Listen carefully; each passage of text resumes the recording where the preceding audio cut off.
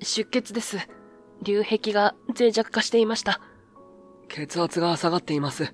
90、85、78、75、60台まで低下。脈拍上昇中。モニターが警告音を鳴らし始めた。手術室に緊張が走る。医者の一人だが、雑用係として窓際に追いやられている俺は、その様子をモニターで見ていた。この手術は VIP 患者の手術ということもあって、院長たちも総出で見守っている。カメラが執刀医の表情を捉える。焦りと動揺が明らかだ。血圧計のアラームが鳴り続け、出血は止まらない。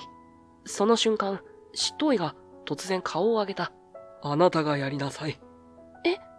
執刀医の隣に立つ女医の表情が青ざめる。彼女はメスを手に取ったはいいものの、手の震えが止まらず、メスを落としそうになった。私には無理です。彼女の声は絞り出すようなかすかな響きだった。院長の顔から血の気が引いていく。VIP 患者の命と病院の未来が風前の灯火だ。その時、俺の足が勝手に動いていた。手術着をまとい、手術室に入ると、震える女医の横に立った。そして静かに言った。20分で救ってみせます。誰もが信じられないという表情で俺を見つめる中、俺はメスを手に取った。そして、俺の名前は井上宝司。桜病院外科医局に所属する外科医だ。いつものように6時半に病院に到着すると、まずは医局のコーヒーメーカーのスイッチを入れる。外科教授である梅戸先生をはじめとする上の先生方が来る前に、入れたてのコーヒーの香りが医局に漂うようにするのが日課だった。8時、外来診察が始まる。今日は特に混雑しているようで、待合室はすでに患者さんでいっぱいだった。井上先生、一番の患者さんをお願いします。受付の看護師から声がかかり、俺は診察室へと向かった。最初の患者は、胃の調子が悪いと言って来院した70代の男性だ。俺が問診を始めると、患者さんは少しずつ症状を説明してくれた。話をよく聞いていると、単なる胃炎ではなく、もっと深刻な問題が隠れている可能性があると感じた。念のために詳しい検査をしましょう。今日は CT を取って血液検査もさせてください。俺は直感に従って検査をオーダーした。検査結果が出るまでの間、次々と患者さんの診察を進める。10時を過ぎた頃、医局のドアが勢いよく開く音がした。入ってきたのは梅戸先生だった。井上くん、なぜ勝手に患者に CT をオーダーした？あんな年寄りには必要ない検査だろう。病院の経費を考えなさい。梅戸先生の怒鳴り声が診察室まで響いてきた。俺は一瞬息を止め、それから静かに立ち上がった。申し訳ありません。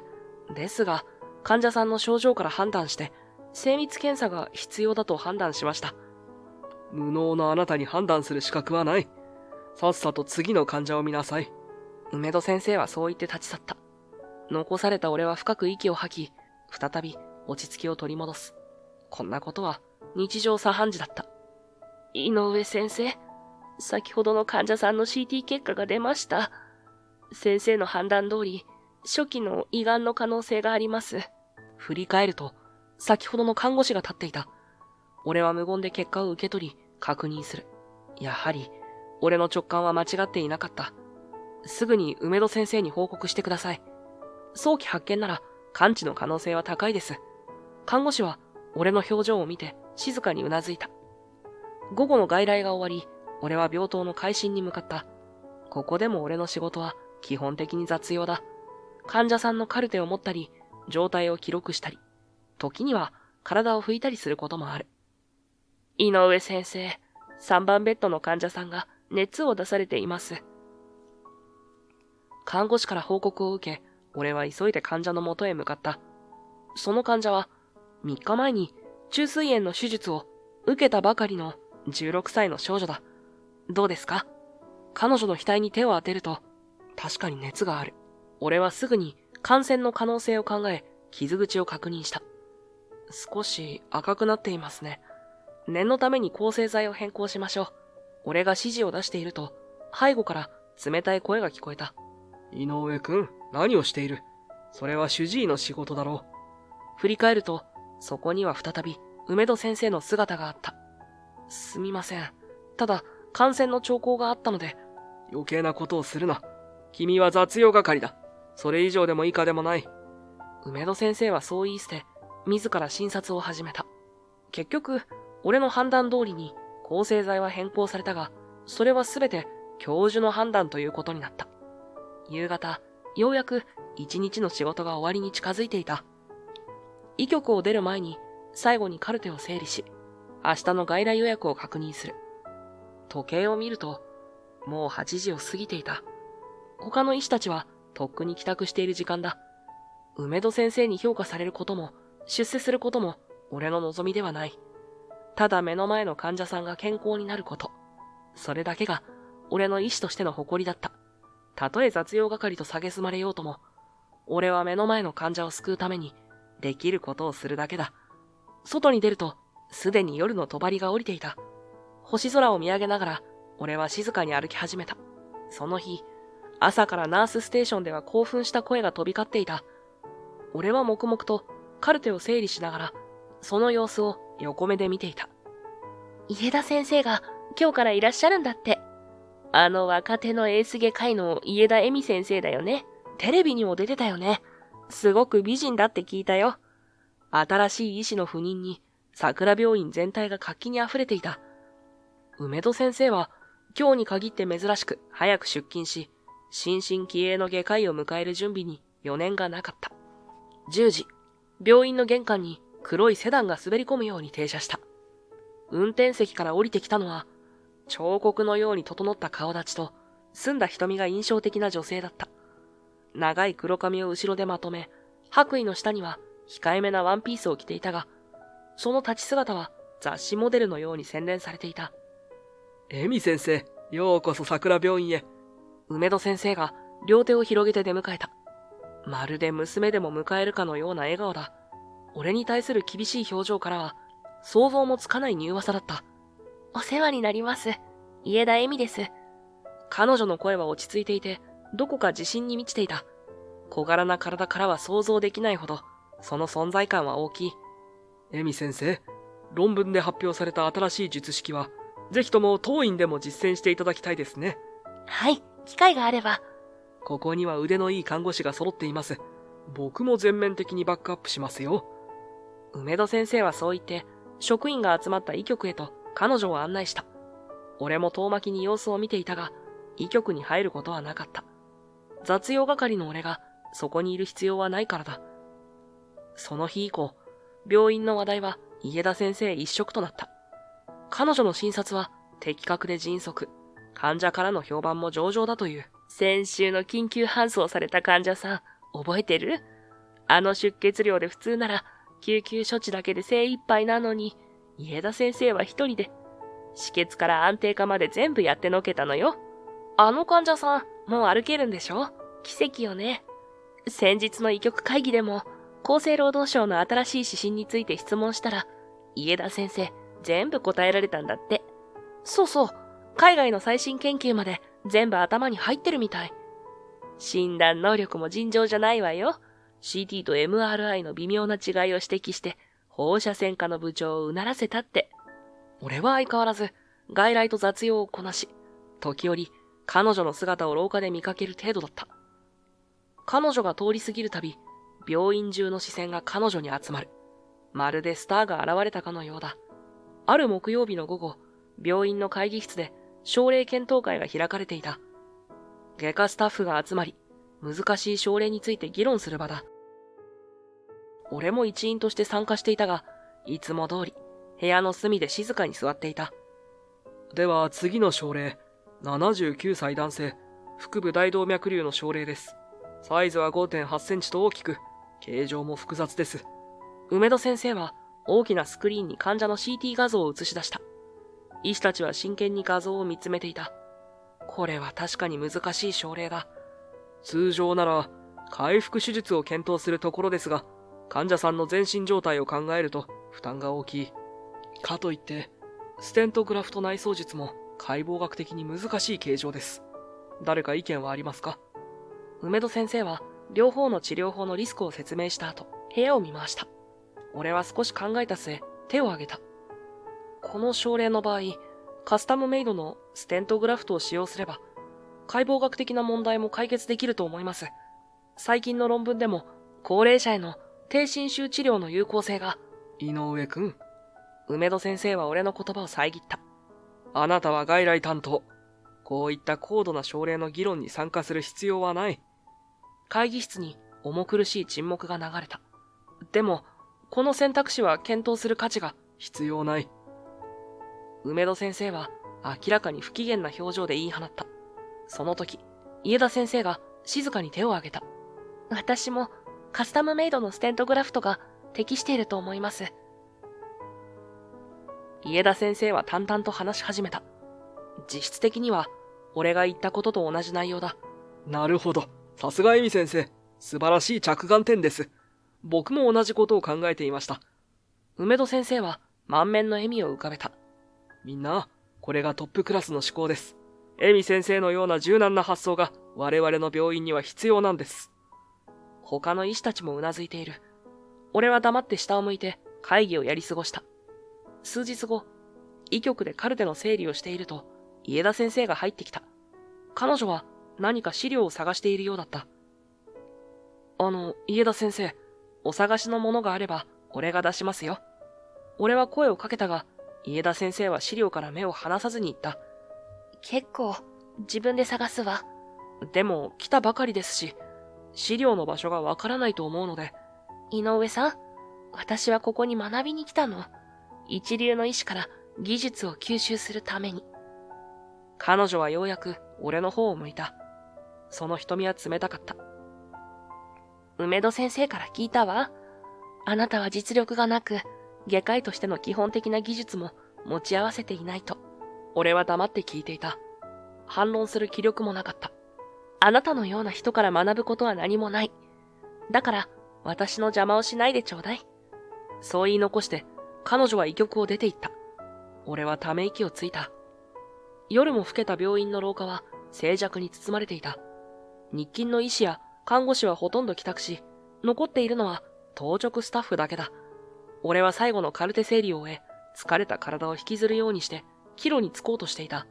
ふと、手術室の方からかすかな物音が聞こえた。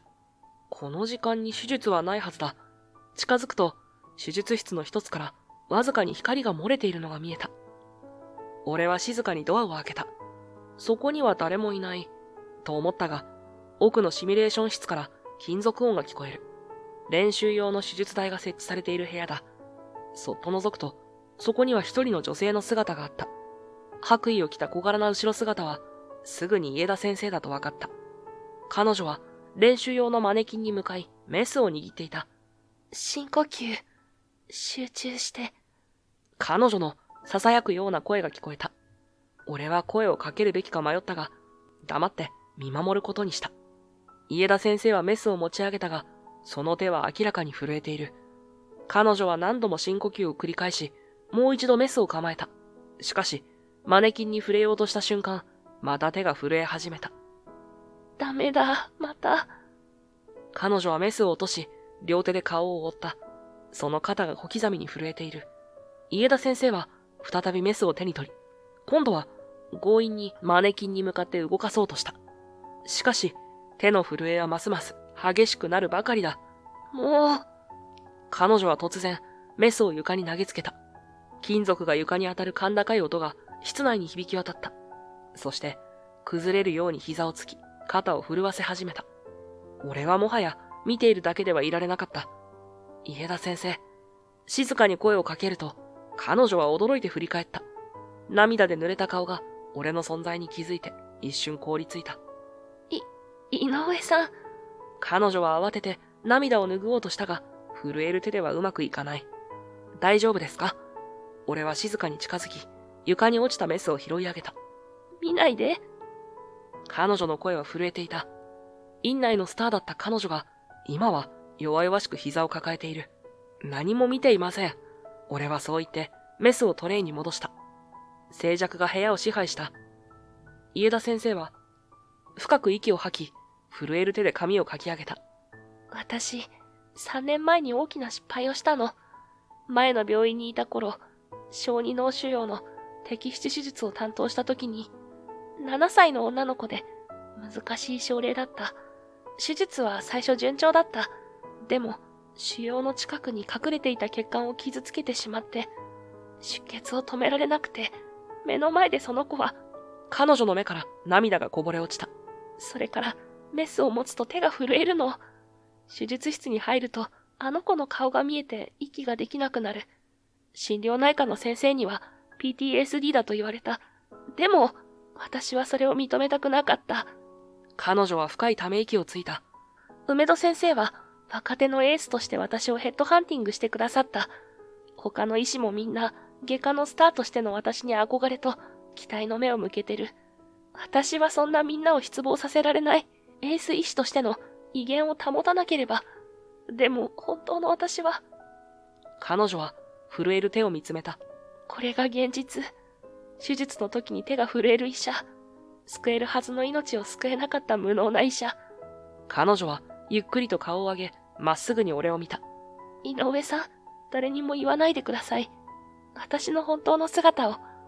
この PTSD のことを。彼女は懇願するように俺の目を見つめた。プライドの高い彼女がこんな風に頼むなんて、相当追い詰められているのだろう。大丈夫です。言いません。俺はゆっくりとうなずいた。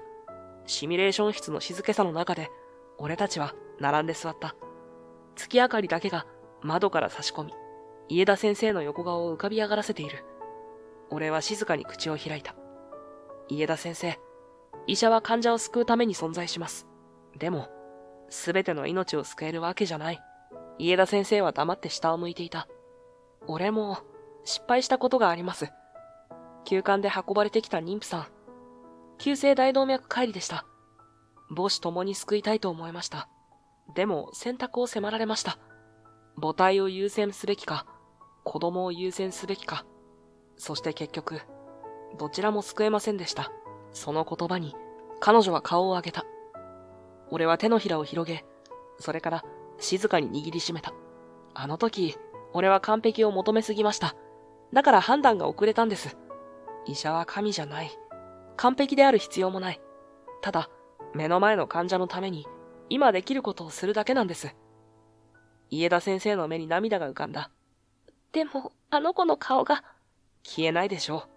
消す必要もありません。その子の記憶は、家田先生の一部になったんです。その記憶が、次の命を救う力になります。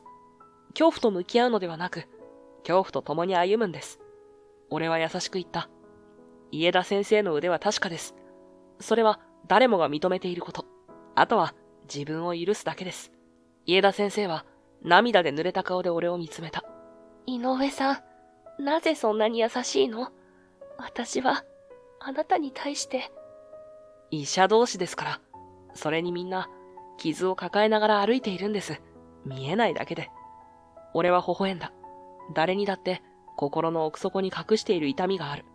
それは医者だって同じだ。むしろ命と向き合う職業だからこそ、その傷は深いのかもしれない。俺は決心して彼女の方を向いた。家田先生、よかったらお手伝いさせてください。彼女は少し驚いたような表情で俺を見た。手伝い？そう。PTSD の克服。一人じゃ難しいと思うんです。まずは手の震えを抑える訓練から始めましょう。星明かりの中、彼女の瞳が揺れた。迷いと希望が交錯している。本当に、私なんかのために。もちろん。家田先生は長い間俺を見つめた後、初めて心から笑顔を見せた。その笑顔は、月明かりの中で輝いていた。お願いします、井上先生。それと、ありがとう。彼女の声は小さかったが、俺の耳にははっきりと聞こえた。俺たちは静かに部屋を出た。廊下に並んで立ち、窓の外を見ると、夜空に星が瞬いていた。その約束から3日後、夜勤が終わった後の病院、人気のない手術訓練室で、俺と家田先生は向かい合っていた。まずは基本から、メスを持つ前に手の震えをコントロールする訓練からです。俺は穏やかな声で説明した。彼女はやや緊張した面持ちでうなずいている。小さな体には大きすぎる不安を背負っているようだった。コントロールってどうやって？深呼吸と筋肉の緊張と弛緩です。まず手のひらを広げて力を入れて、そしてパッと力を抜く。これを繰り返すんです。俺は自分の手のひらを彼女の前に示した。彼女も真似をする。最初はぎこちなかったが、徐々に動きが滑らかになっていく。次はこちらのボールを使います。小さなストレスボールを彼女に渡した。家田先生は握っては緩める動作を繰り返す。そんな風にして、俺たちは毎晩のように訓練を続けた。少しずつではあるが、家田先生の手の震えは軽減していった。ただし、実際のメスを持つと、まだ震えは残っていた。1週間後、俺たちは人形を使った簡単な石灰の練習に挑戦していた。今日は少し難しい内容です。緊張したら、あの呼吸法を思い出してください。彼女は深呼吸をしてメスを手に取った。最初は順調だったが、石灰線を引こうとした瞬間、彼女の手が震え始めた。ダメ、また。彼女の顔が青ざめる。汗が額から流れ落ちていく。大丈夫です。焦らなくていい。俺は静かに彼女の後ろに立ち、そっと手を添えた。呼吸に集中して。俺の呼吸に合わせて。背中越しに感じる彼女の体温と、かすかに香る彼女のシャンプーの匂いに胸が高鳴るが、今はそんなことを考えている場合ではない。息を吸って、吐いて。彼女の息遣いが少しずつ、俺のリズムに合ってくる。肩の力が抜けていくのが感じられた。もう一度、やってみましょう。彼女が再びメスを持ち上げる。手はまだ少し震えているが、以前よりは安定していた。彼女はゆっくりと石灰線を引き始める。できた。不完全な線ではあったが、彼女の顔に小さな勝利の喜びが浮かんだ。その笑顔に、俺の胸が熱くなった。まだ、完璧じゃないけど。彼女は自分の手を見つめながら言った。完璧を目指す必要はありません。一歩ずつでいいんです。俺の言葉に、彼女はふっと肩の力を抜いた。ありがとう、井上先生。少し希望が見えてきた気がする。彼女の瞳に浮かぶ涙は、もう絶望のものではなく、小さな全身への感謝の涙だった。完全な克服にはまだ遠いけれど、確かに彼女は一歩を踏み出したのだ。それからも訓練は続いた。時には前進し、時には後退する。PTSD の克服は決して直線的なものではない。でも、彼女の眼差しには少しずつ自信が戻ってきていた。訓練を終えたその夜、病院の屋上で俺たちは並んで立っていた。雨上がりの空気が心地よく、遠くの街の明かりがきらめいている。空気が澄んでるね。エミさんの声は静かな夜にすっと溶け込むようだった。彼女の横顔を見ると、いつもの緊張した表情はなく、柔らかな微笑みを浮かべていた。ええ、雨が全部洗い流してくれたみたいです。俺は軽く答えた。会話の合間に流れる沈黙も、なぜか心地よく感じられる。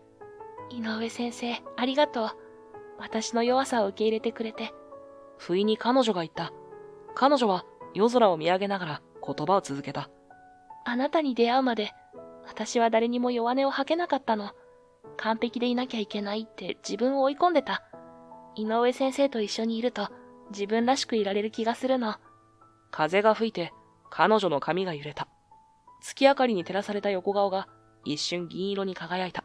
思わず胸が高鳴った。最初、私が君を見下していたのが今では信じられないわ。彼女は少し恥ずかしそうにうつむいた。その仕草が愛おしく思えた。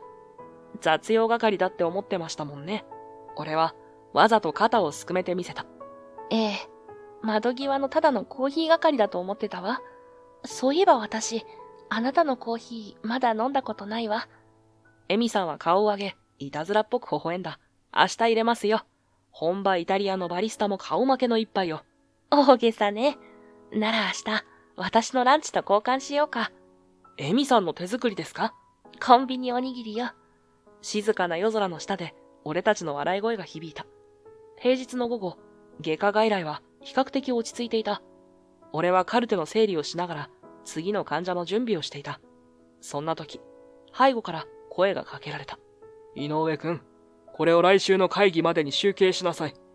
振り返ると、梅戸先生が大量の統計用の資料を持って立っていた。それから、研修医の評価表と、明日の手術の準備もやっておきなさい。断る隙も与えず、梅戸先生は書類の山を俺のデスクに置いた。申し訳ありませんが、明日までに外来患者のフォローもあって。それくらい両立できるだろう。あなたは外科医なんだから。そう言い捨てると、梅戸先生は颯爽と立ち去った。俺はため息をついて書類の山を見つめた。今日も残業確定だ。またなの？不意に聞こえた声に顔を上げると、エミさんが立っていた。トレーニングを始めてから、彼女とは病院内でも普通に会話するようになっていた。ああ、まあ、いつものことだよ。俺は軽く笑ってみせたが、エミさんの表情は厳しかった。昨日の訓練で教えてくれた血管縫合の手技。あれは標準的な教科書には載っていないものよ。無能どころか、相当高度な技術を持っていることがわかるわ。そんな技術を持っている人が、なぜこんな扱いを受けているの？その目はまっすぐに俺を見つめていた。俺は一瞬言葉に詰まったが、すぐに笑顔を作った。まあ、病院にはいろいろな事情がありますから。事情って何？宝司さんのアドバイスのおかげで、私の PTSD が改善されてきているのは確かよ。何があったの？なぜあなたは雑用を押し付けられているの？一歩踏み込むように、彼女は俺のデスクに近づいた。俺は肩をすくめた。医局の人事なんて、そんなものですよ。実力だけじゃなく、人間関係とかタイミングとか。でも、それよりもエミさん、昨日の訓練で気づいたんですが、血管を扱う時の指の角度が随分良くなってきましたね。このまま続けていけば、手の震えも必ず。話をそらさないで。彼女はきっぱりと言った。宝司さん、あなたは何か隠してる。梅戸先生との間に何かあったんでしょ？俺はため息をついた。その時、廊下から急ぎ足の声が聞こえてきた。看護師が慌てた様子で近づいてくる。家田先生、3番ベッドの患者さんが急変しています。わかったわ。すぐ行くわ。エミさんは一瞬俺を見た後、足早に立ち去った。俺は山積みの書類に向き合い、黙々と雑務に取り掛かった。窓の外では秋の雲が流れていた。その日の朝、病院は普段とは違う緊張感に包まれていた。院長自ら職員を集め、臨時のミーティングが開かれたのだ。院長の声は普段より高く、やや興奮気味だった。本日我が三木光様が入院されます。医局内にざわめきが広がった。三木光といえば、テレビでもよく見かける著名な経営者だ。IT 業界の重鎮であり、慈善事業家としても名高い。三木様は、腹部大動脈瘤の手術のために当院を選んでくださいました。そして、手術成功の暁には、最新の医療機器一式を寄付してくださるとのお約束もいただいております。院長の言葉に、医師たちの間で小さな歓声が上がった。新しい医療機器は、病院にとって大きな武器になる。執刀医は、我が病院が誇る外科のエース、梅戸教授です。万全の体制で臨みますので、皆さん最高のサポートをお願いします。梅戸先生は胸を張って一歩前に出た。その顔には自信に満ちた笑みが浮かんでいた。僕が責任を持って執刀させていただきます。心配は無用です。その日の午後、ミキさんが病院に到着した。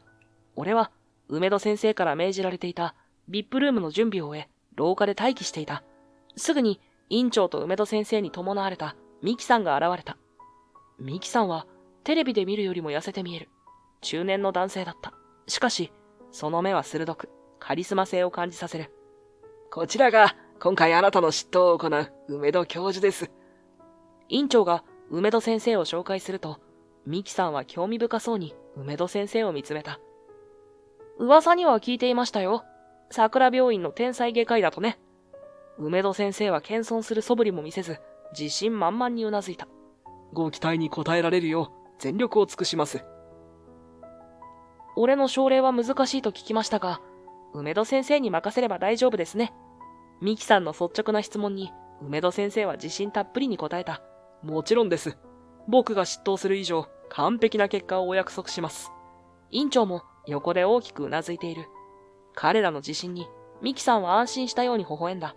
それから、ふと俺に視線を移した。この若い先生も、手術に参加されるのですか？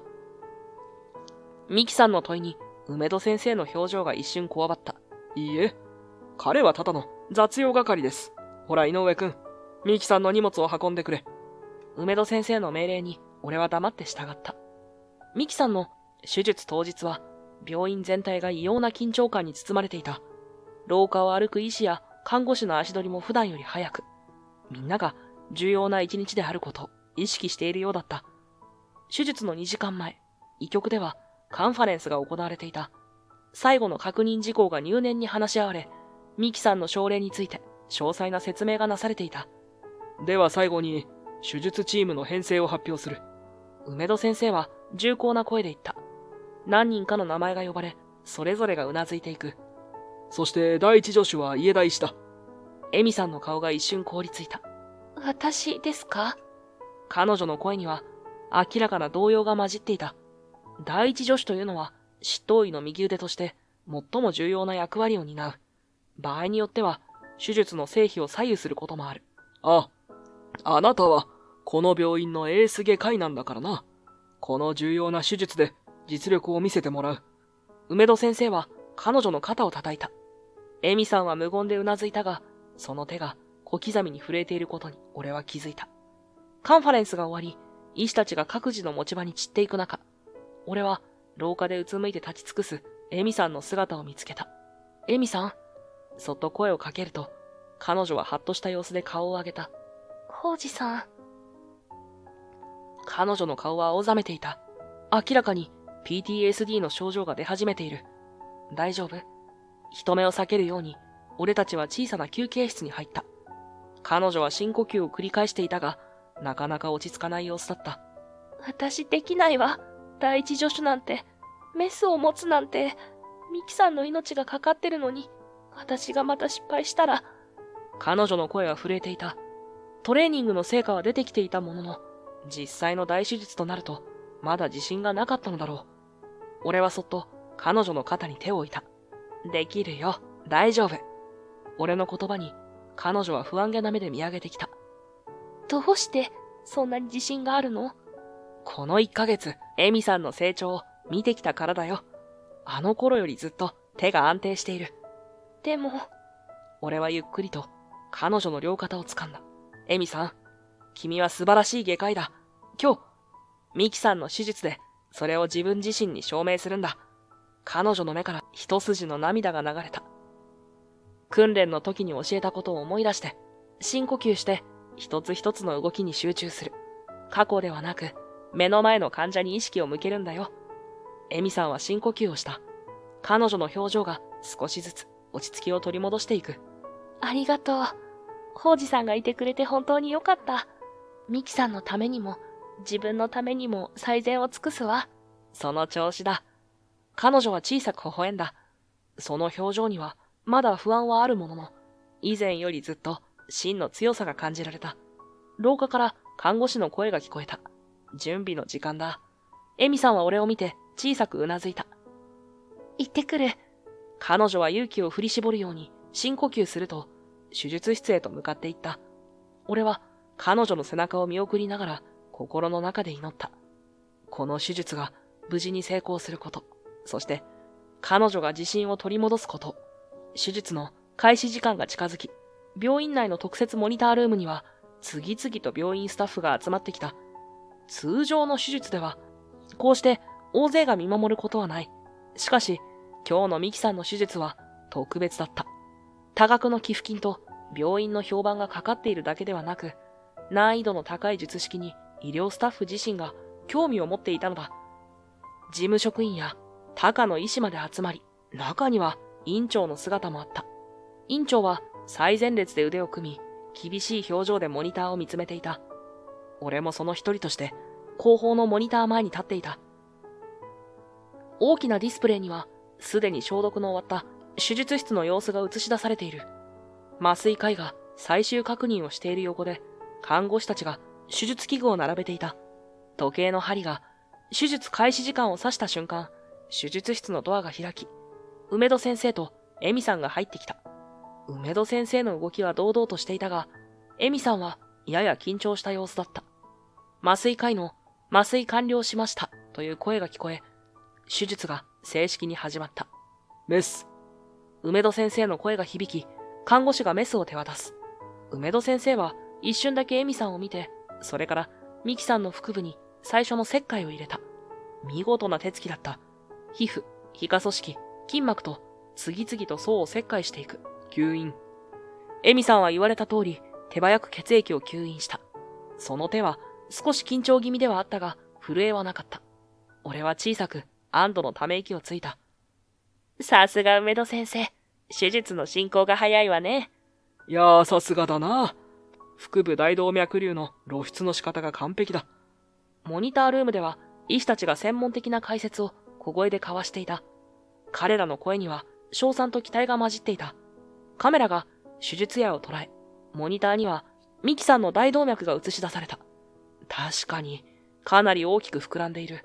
破裂すれば即座に致命的になるだろう。ここからが本番だな。誰かがつぶやいた。最も難しい部分。大動脈の遮断とコブの処理が始まるのだ。梅戸先生は冷静に指示を出し、エミさんも迅速に応じていた。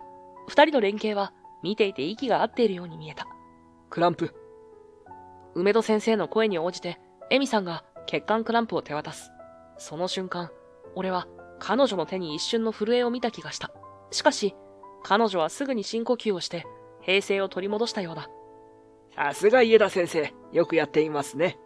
院長が感心したように言った。周囲からも同意の声が聞こえる。手術は順調に進んでいるように見えた。梅戸先生の手際の良さと、エミさんの適切なサポートで、予定より早くコブに到達した。ここからが最も重要な部分だ。梅戸先生の声が室内に響いた。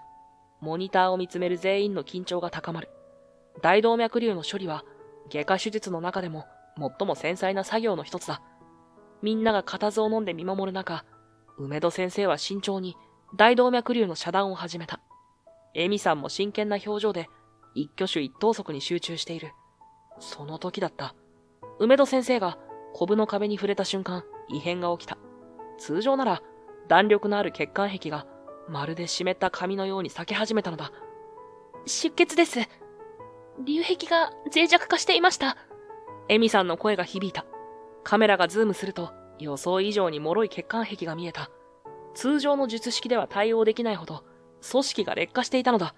これは単なる腹部大動脈瘤ではなく、組織自体が病的に劣化した解離性大動脈瘤だった。血圧が下がっています。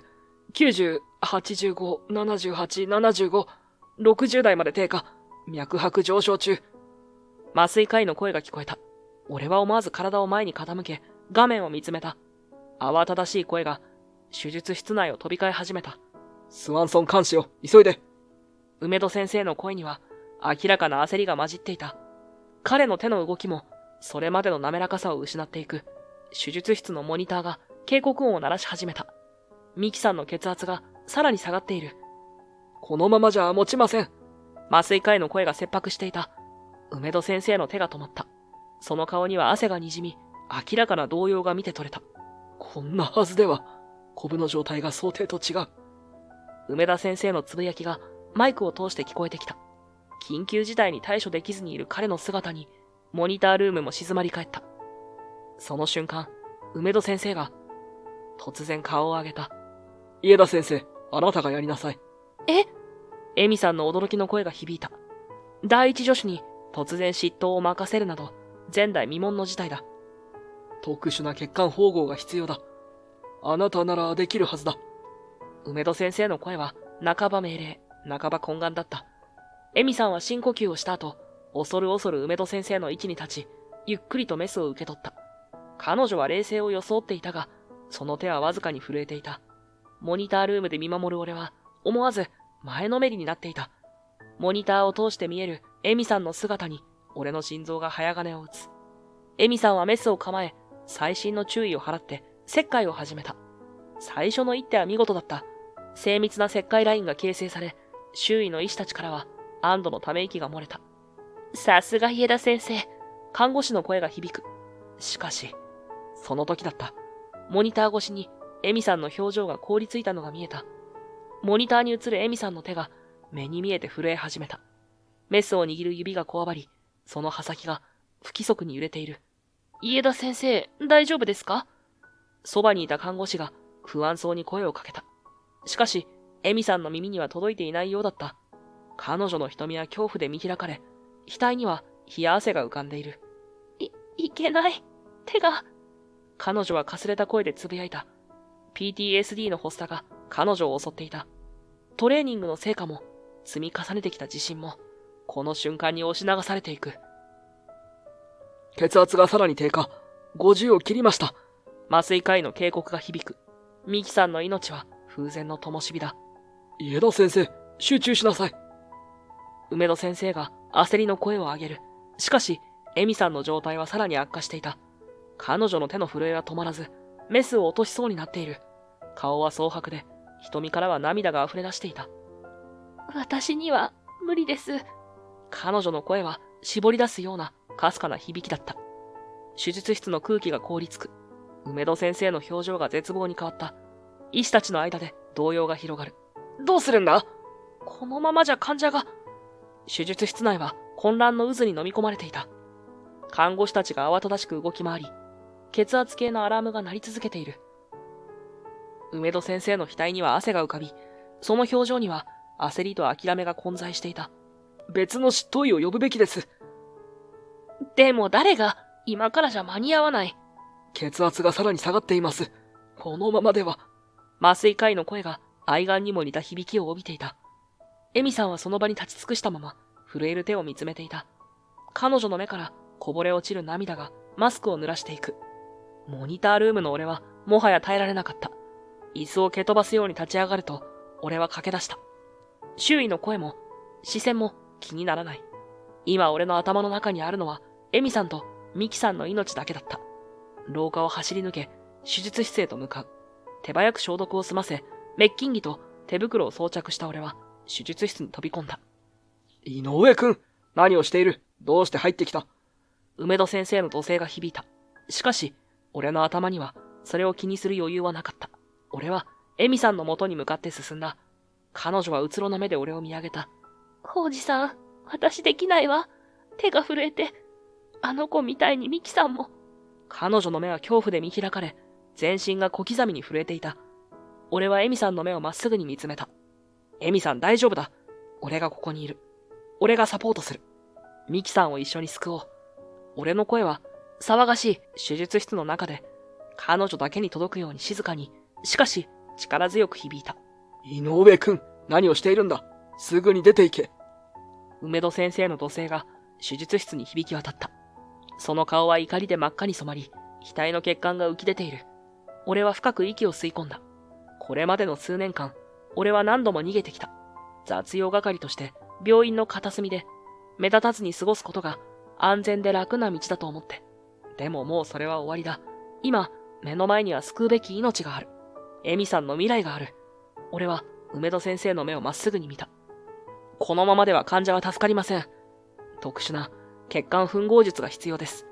梅戸先生、俺にオペをやらせてください。俺は声のトーンを落とし、冷静に言った。梅戸先生の表情が崩れた。彼は一歩後ずさり、俺を見つめた。やらせてください。もう逃げません。梅戸先生の目が俺を見つめる。彼は深いため息をついた後、ゆっくりと口を開いた。いいだろう。ただし失敗したら、医師免許を剥奪する。その言葉に、手術室は静まり返った。ミキさんのモニターの音だけが、緊迫した空気を刻んでいる。エミさんが小さく息を飲む音が聞こえた。彼女の手がわずかに震えている。はい、その覚悟でいます。俺の声は予想以上に力強く響いた。エミさんが一歩下がり、俺に場を譲った。俺は手術台に向き直った。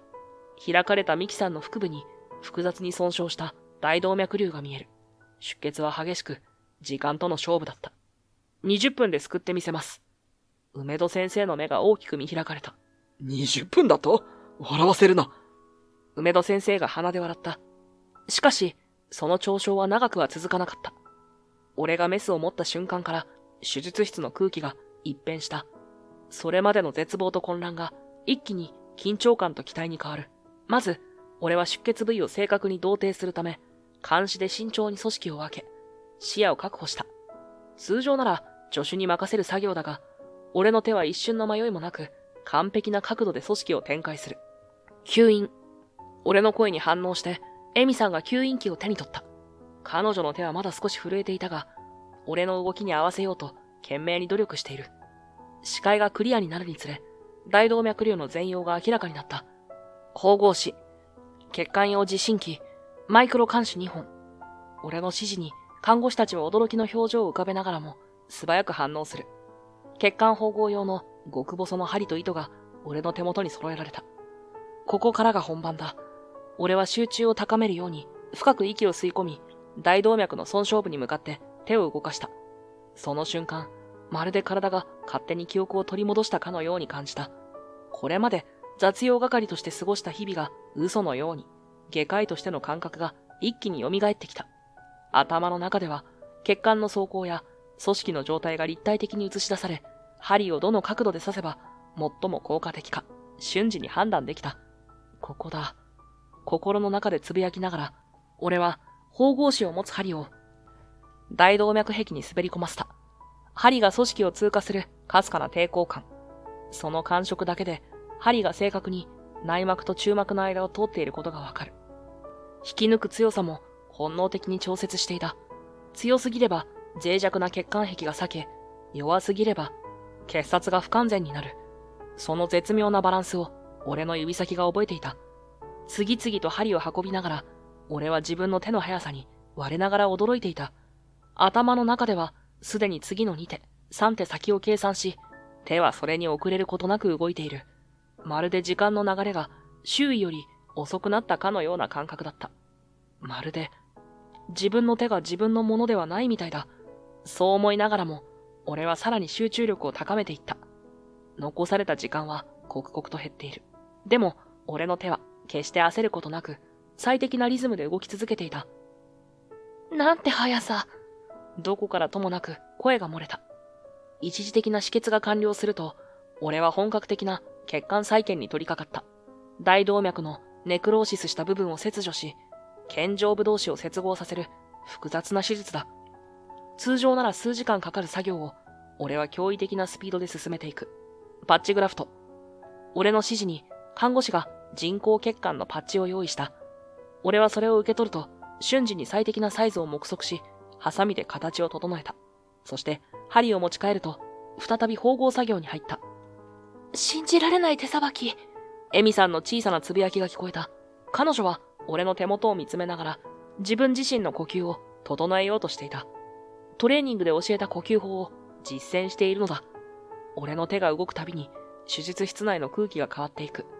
当初の絶望と混乱はいつしか驚嘆と期待に変わっていた。看護師たちの動きもスムーズになり、俺の指示を予測するかのように器具を用意するようになった。血圧が上昇してきました。80に回復しています。麻酔科医の声に手術室内に安堵の息が漏れた。ミキさんの状態が少しずつ安定に向かっている。最も危険な状態は脱したものの、手術はまだ完了していなかった。血流の安定化と周囲組織の修復が必要だった。俺はちらりとエミさんを見た。彼女の呼吸は随分落ち着いている。目にはまだ緊張の色があったが、恐怖に支配されてはいなかった。俺は優しく声をかけた。エミさん、ここから一緒にやらないか？エミさんの目が見開かれた。私が？あ、血流は安定した。あとは血管周囲の組織を修復して、並走の準備をする段階だ。君にできる。トレーニングの成果を見せてくれ。エミさんは一瞬躊躇した。が、すぐに彼女は深呼吸をして、決意の表情を浮かべた。俺は彼女に主要な縫合部位を説明しながら、持針器を手渡した。まずは腹膜の修復からだ。血管の周辺組織への圧迫を防ぐために、少し余裕を持たせる感じで、彼女はゆっくりとうなずき、持針器を握り直した。その手には、わずかな震えがまだあったが、以前のような激しいものではなかった。深呼吸して、リラックス。まず視野を確保するために、周囲組織を優しく圧迫して、俺が監視で組織を軽く押さえると、エミさんは針を構えた。彼女はゆっくりと針を進めた。最初の一針は慎重そのものだった。いいぞ、その調子だ。彼女の最初の一針が成功すると、次第に彼女の動きに自信が生まれてきた。二針目、三針目と進むうちに手の震えも減っていった。腹膜を閉じたら次は筋層だ。看護師が新しい縫合紙を用意する間、俺はエミさんの肩に軽く手を置いた。順調だよ。君の手は確かだ。エミさんの目に小さな自信の光が宿った。彼女は次の縫合に取り掛かり、今度はさらにスムーズな動きを見せた。血管外科の基本は組織を尊重することだ。必要以上に引っ張らず、でも確実に寄せる。俺の言葉に合わせて、エミさんは技術を思い出していくように、少しずつ本来の実力を取り戻していく。次は少し難しい部分だ。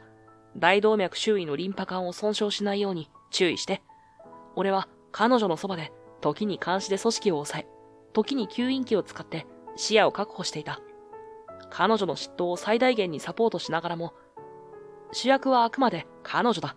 手術室のスタッフたちは最初こそ不安げに見守っていたが、次第に彼女の手技が安定していくのを見て表情が和らいでいった。素晴らしい。俺は静かに称えた。彼女の技術は確かなものだった。過去のトラウマさえなければ、彼女はもっと早くからこの実力を発揮できていたはずだ。もうすぐ終わりだ。最後の縫合をしよう。エミさんは深く息を吸い込むと、最初の層の縫合に取り掛かった。その指先には、もはや震えの影はなかった。彼女の目には集中と自信が宿り、かつてのエース外科医の姿がそこにあった。最後の結紮を終えると、彼女はゆっくりと顔を上げた。その目には涙が光っていた。終わりました。彼女の言葉に、手術室内に小さな拍手が広がった。梅戸先生は、半ば呆然とした表情で、この光景を見つめていた。ミキさんのバイタル完全に安定しました。血圧112/70、脈拍65、酸素飽和度 99%。麻酔科医の声に、手術室全体が安堵に包まれた。一時は命の危機にあったミキさんは、今は穏やかな寝息を立てている。まさに奇跡としか言いようがなかった。複雑解離性大動脈瘤の緊急修復を、たった18分で、しかも出血量は最小限。こんな神業見たことがない。二人の連携が素晴らしかった。周囲から驚嘆と称賛の声が上がった。エミさんは術後の確認を終えると、俺の方を向き、まっすぐに見つめてきた。手術室の明かりが彼女の瞳に反射して星のように輝いている。王子さんありがとう。あなたこそ本物の天才外科医だわ。俺は静かに彼女の肩に手を置いた。君も素晴らしかったよ。あの状況で再び手術に戻ってくる勇気を持てたんだから。エミさんは顔を上げ、微笑んだ。ミキさんを集中治療室に移しましょう。24時間体制で経過観察します。俺の言葉に手術室のスタッフが素早く動き始めた。誰もが晴れやかな表情で、俺とエミさんに敬意の眼差しを向けながら作業を進めていく。窓の外を見ると朝日が昇り始めていた。長い夜が明け、新しい一日が始まろうとしていた。手術から2日後、病院中の話題はミキさんの救命劇に集中していた。その中心人物とみなされている俺は、病院の廊下を歩くたびに視線が集まるようになった。これまで雑用係として目立たない存在だった俺が、突如としてスポットライトを浴びることになったのだ。外科医たちの間では、俺の手術主義についての専門的な議論が白熱していた。今朝もカンファレンスルームで、研修医たちが俺の手術のビデオを食い入るように見つめている。見てください、この縫合技術。教科書には載っていないアプローチです。血管吻合の速さといい、精度といい、世界トップレベルですよ。あの状況で冷静さを保てるなんて。井上先生の血管縫合は独特なんです。通常の単結紮ではなく、特殊な連続縫合を用いることで、時間を大幅に短縮しながら強度を保っている。それは、まるで別の世界に来たような感覚だった。かつて、俺の存在すら認めなかった医師たちが、今は真剣な眼差しで俺に向き合っている。王子さん。振り返ると、そこにはエミさんが立っていた。彼女の顔には疲れの色が見えたが、目は生き生きと輝いている。あなたの進化が認められて、本当によかった。彼女の言葉には真心がこもっていた。俺はエミさんに微笑み返そうとした。その時だった。井上先生。振り返ると、息を切らして走ってきた若い看護師の姿があった。彼女の表情は動揺に満ちていた。大変です、ミキさんが。俺とエミさんは顔を見合わせ、すぐに立ち上がった。容体が。いえ、そうではなくて、ミキさんがテレビの取材に応じています。病室で生中継が始まったんです。俺たちはすぐにナースステーションに向かった。そこには多くのスタッフが集まり、テレビ画面を見守っていた。画面には、病室のベッドで横になりながらも、しっかりとした表情で話すミキさんの姿があった。私の命を救ってくれたのは、井上宝司先生です。彼と、その助手の家田先生の神がかった手術がなければ、私はもうこの世にいなかったでしょう。ミキさんの声は弱々しいながらも力強さを秘めていた。インタビュアーが質問をした。井上先生は、桜病院では雑用係のような扱いを受けていたと聞きましたが。ミキさんの表情が厳しくなった。それが最も許せないことなんです。私は経営者として人材の適切な評価と配置が成功の鍵だと信じています。しかし、桜病院では日本トップクラスの外科医が雑用係として扱われていた。これは組織として致命的な問題です。病院スタッフの間にざわめきが広がった。実は、私が目を覚ました後、看護師の何人かから真実を聞きました。3年前、桜病院で起きた著名政治家の事故。井上先生のミスによって患者が亡くなったとされていましたが、実は梅戸教授のミスだったのです。井上先生は梅戸教授のミスの責任をかぶり、以来窓際に追いやられていたというわけです。俺は固まった。3年前の事件が公の場で語られるとは思っていなかった。それは事実なのでしょうか？インタビュアーの質問にミキさんは静かにうなずいた。看護師が当時のカルテのコピーを見せてくれました。そこには明確に梅戸教授のミスと、それを井上先生が引き受けた顛末が記されていたのです。ナースステーションは静まり返った。俺の周りにいた看護師たちは床や天井を見つめ、俺の目を避けていた。彼女たちは知っていたのだ。みんな知っていて、でも誰も声を上げられなかった。私は今回、桜病院に多額の寄付をする予定でした。しかし今は、まず病院の体質改善が先決だと考えています。真の才能が正当に評価されない状況は看過できません。私は井上先生を私の命の恩人として支持します。そして、梅戸教授には責任の所在を明確にしていただきたい。ミキさんの言葉は病院の未来を左右するほどの重みを持っていた。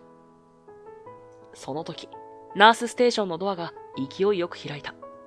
そこには院長と数人の理事たちが立っていた。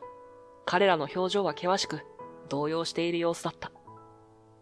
井上先生、梅戸教授の件調査することになりました。あなたの証言が必要です。来てください。院長の声は震えていた。エミさんが俺の手をそっと握った。行きましょう、宝司さん。もう逃げる必要はないわ。彼女の瞳には強い決意と優しさが宿っていた。俺は黙ってうなずいた。理事会は5時間に及んだ。俺は3年前の出来事を一つ一つ丁寧に説明した。発言するたびに胸が締め付けられる思いだったが、真実を語ることで少しずつ重荷が軽くなっていくのを感じた。井上先生の証言と複数のスタッフの証言が一致しています。カルテの改ざんの痕跡も確認されました。これは医療倫理に反する重大な違反行為です。調査委員長が重々しく言った。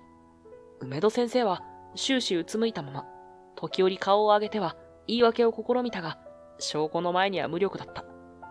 理事会の総意として、梅戸教授の外科部長職及び教授職を剥奪し、医療倫理委員会への報告と身体に関する勧告を行います。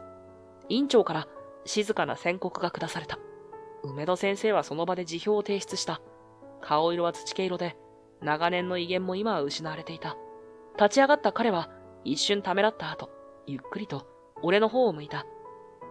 井上くん、僕は嫉妬していたんだ。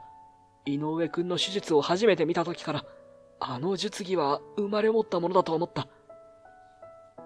僕は懸命に積み上げてきたのに、井上くんは生まれつき持っていた。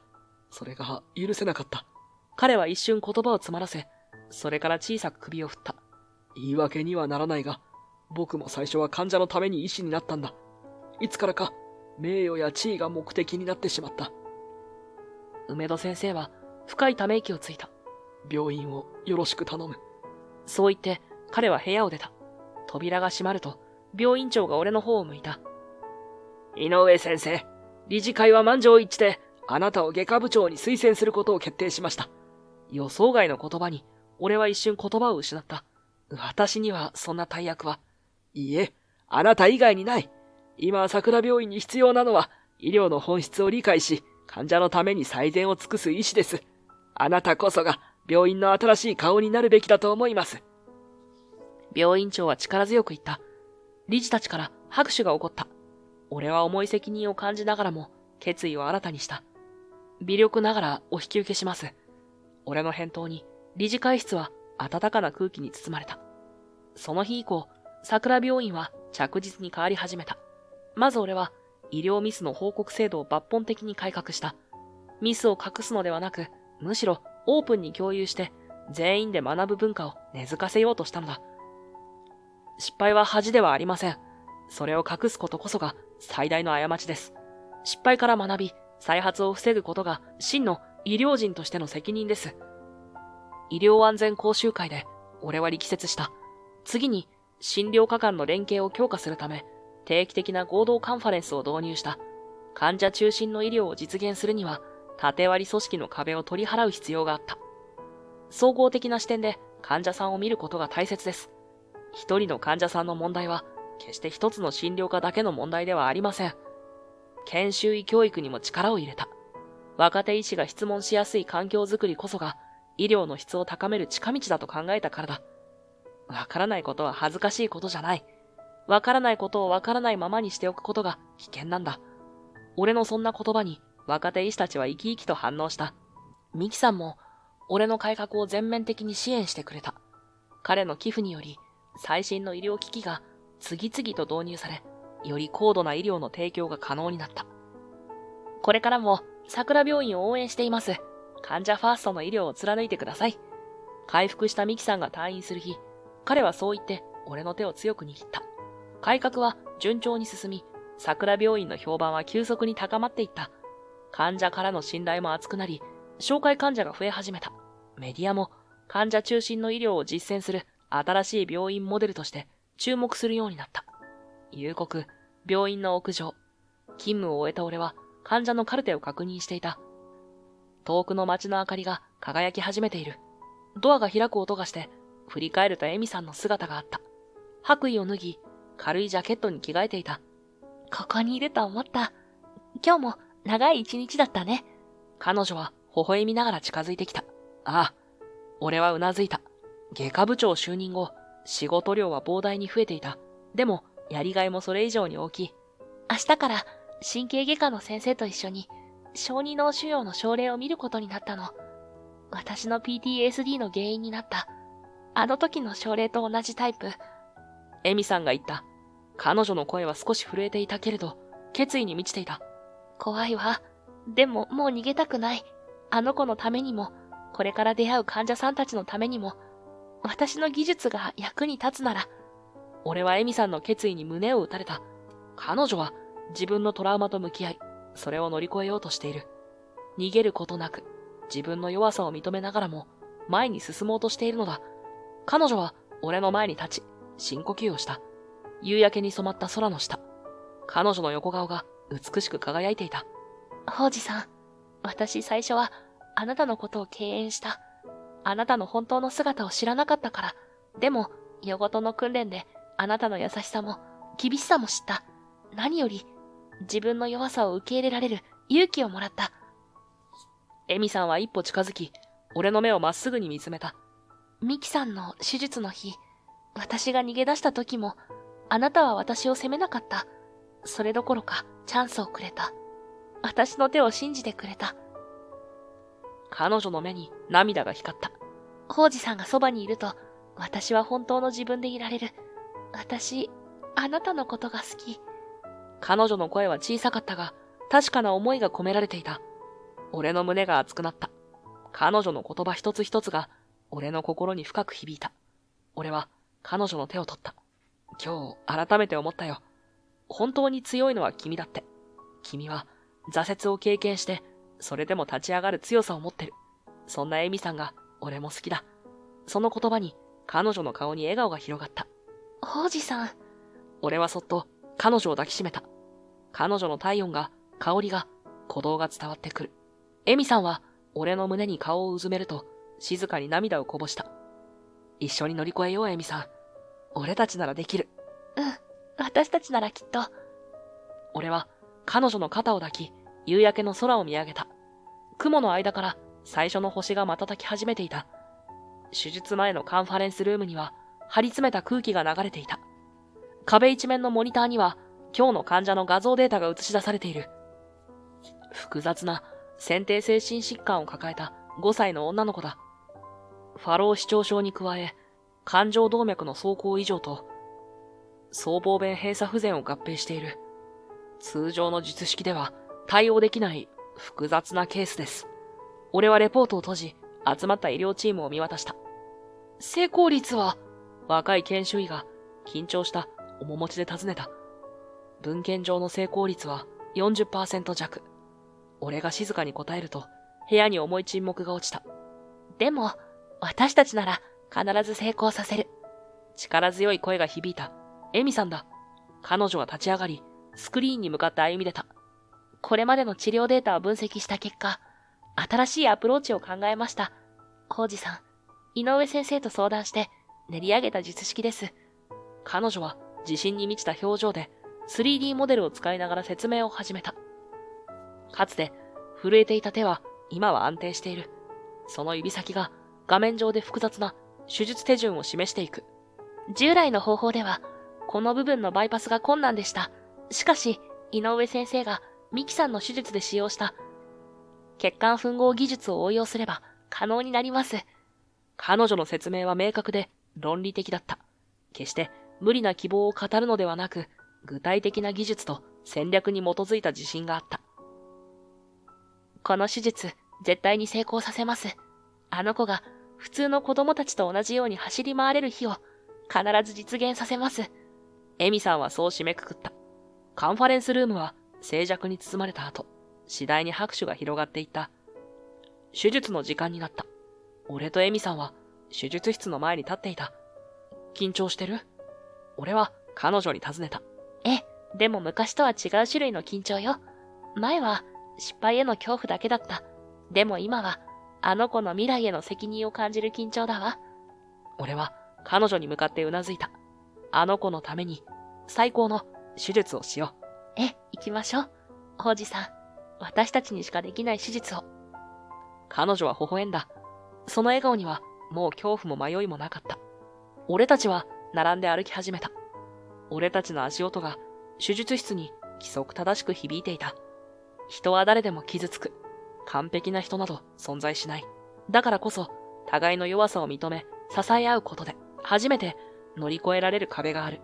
エミさんもそうだった。彼女は PTSD という壁にぶつかり、自分の弱さと向き合う勇気を見出した。それは逃げることより、はるかに困難な道だった。真の実力とは、華々しい名声や高度な技術だけではない。自分の限界を知りながらも、なお前に進む勇気。そして何より、誰かのために自分にできることをする覚悟だ。